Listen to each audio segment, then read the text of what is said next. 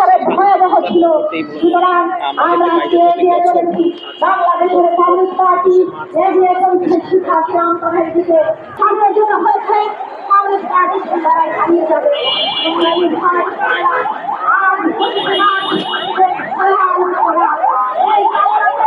জানেন আজ 25শে মার্চ, ভয়াল কাল রাত।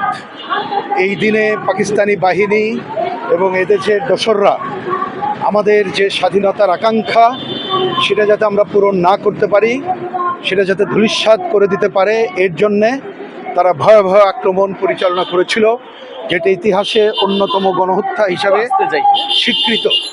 জানেন ঢাকা বিশ্ববিদ্যালয় এই এলাকা, সে মধুর ক্যান্টিন থেকে শুরু করে জগন্নাথ হল, প্রতিটি হলে এই হত্যাকাণ্ড সংগঠিত হয়েছিল। পুলিশদের উপরে হামলা করা হয়েছিল এবং পৃথিবীর ইতিহাসে এটি একটি অন্যতম গণহত্যা ছিল।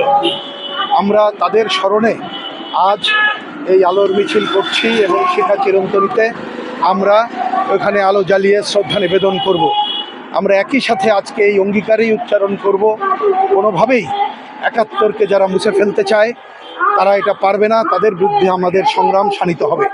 আজকের এই দিনে আমি খুবই ক্ষোভের সাথে উল্লেখ করতে চাই, অনেক দিন ধরে আমরা 1 মিনিটের একটা ব্ল্যাকআউট কর্মসূচি পালন করতাম।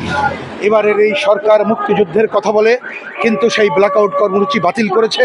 আমি তাকে ধিক্কার জানাই, নিন্দা জানাই।